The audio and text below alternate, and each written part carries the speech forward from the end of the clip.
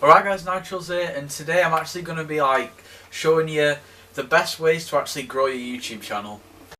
Hold up. Yeah. Now I think the first thing you actually want to bear in mind before you start a YouTube channel is whether you actually want subscribers or whether you actually want active subscribers. Now there's a distinctive difference. Obviously subscribers are just people who have pressed subscribe. It doesn't mean that they actually watch your video, but they're subscribed to you.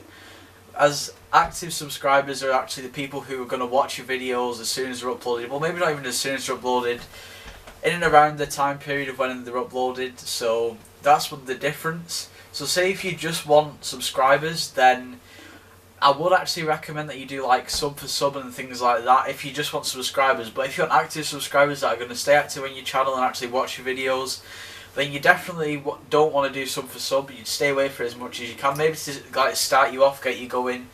Maybe actually like make more friends in the YouTube community rather than actually doing sub for sub is more of an appropriate thing to do at the start. But yeah, so just to start your YouTube channel, you basically just want to get some friends to subscribe or anything like that. And when you actually like gaining subscribers, well, basically before I even get into that, the ways that you actually gain subscribers is just by having like you don't have to upload every single day. I think this is the common misconception. You don't have to spam loads of videos out. You want an upload schedule that could be 2 videos a week, 3 videos a week, and at the moment I'm doing every other day, so that's between 3 and 4 videos a week depending on how the week falls.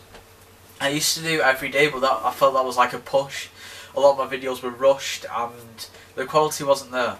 I think probably the biggest tip in terms of quality and quantity is you have to find the perfect balance in between quality and quantity. You don't want to just bang out loads of videos of bad quality, and you don't want few videos of high quality. You want to find like the perfect medium. Now it's okay if you've already got a big YouTube channel that are going to actually watch your videos. Then like there's people I see like big, really massive YouTubers, maybe for instance KSI, he doesn't even have to have a schedule because people are just there to watch his videos anyway because he's such a big YouTuber. But this is for the smaller channels that want to grow the channel. Okay, so the next tip is actually to have an appealing channel. So that's like the channel banner or the channel AVI, like the profile picture for your channel. If this doesn't appeal to people, then they might as well, like they might click off the video and not be too attracted to watching the video because it doesn't look professional. So you want your channel to look professional just when people look at it. Have all like the you want to have all the sections like on your YouTube channel sorted out to like popular uploads, so people when they actually look at your channel, people who haven't subscribed, your like potential, I guess like just your potential subscribers, it's going to appeal to them. It's not going to like look unprofessional or anything like that. Next tip kind of links to that, and that's to have like good and appealing looking thumbnails on the front of your video. If you want a video to go viral and get a lot of views, it's key to have a good thumbnail, and just on all of your videos just to make your channel look overall more professional. You really do need to start making your own thumbnails, have decent thumbnails. And I'd probably say the worst thing you could possibly do is steal thumbnails, because that's just it doesn't even like, I'm not even sure how to explain it, but it would be really annoying if you made a thumbnail and then someone had just stole it. But I don't know. That's just how some people do it though. But I would really stay away from that. It's not a good idea.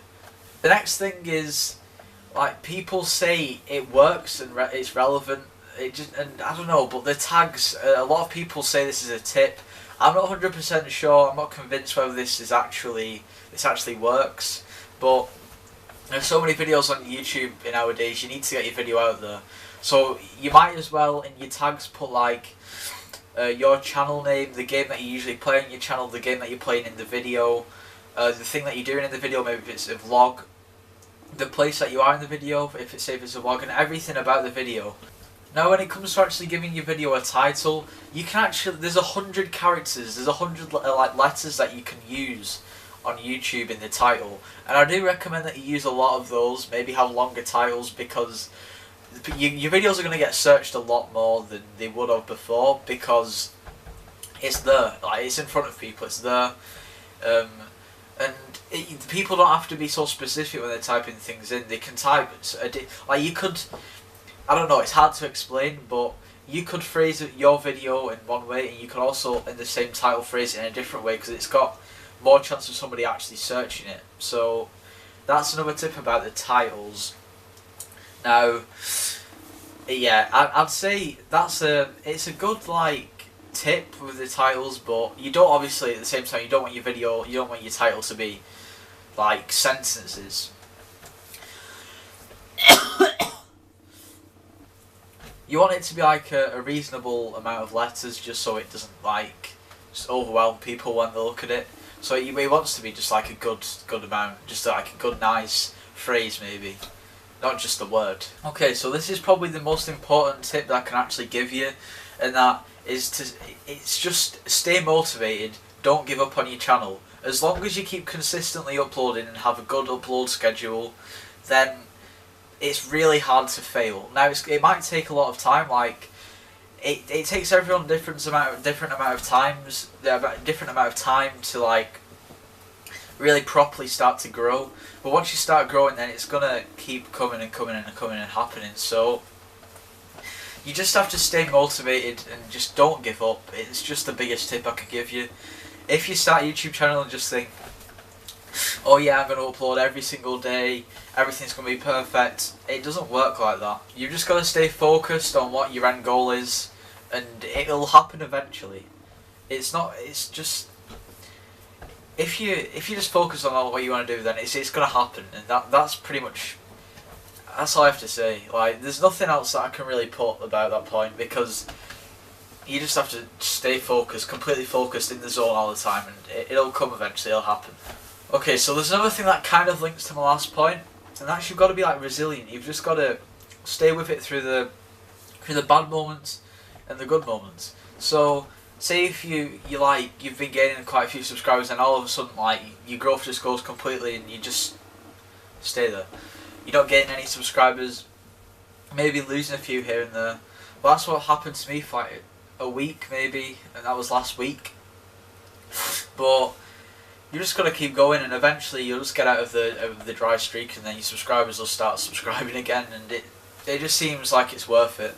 Okay, so this video might seem like you've probably seen it before off other YouTubers, but like these are the best tips that I could probably give. Like, I'm not really sure what else I'd actually say, because these are just, like, in my opinion, the most important tips. If you follow these steps and do these things what I'm telling you to do, eventually you're gonna grow. I mean, it's not rocket science at the end of the day.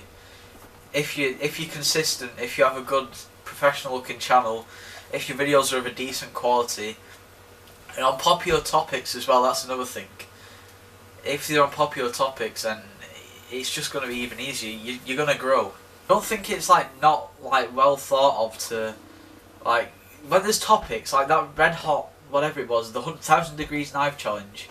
Say if you were to do one of those videos, that doesn't like, it doesn't make you an idiot, it doesn't make you like scummy for like copying the idea. It just kind of, it shows that you're kind of clever actually, because you look at the popular topics, videos that are getting a lot of views, and you're thinking, well, I can do it. And if one of those kind of like big trend videos goes right, then you can get a lot of subscribers, a lot of views and everything.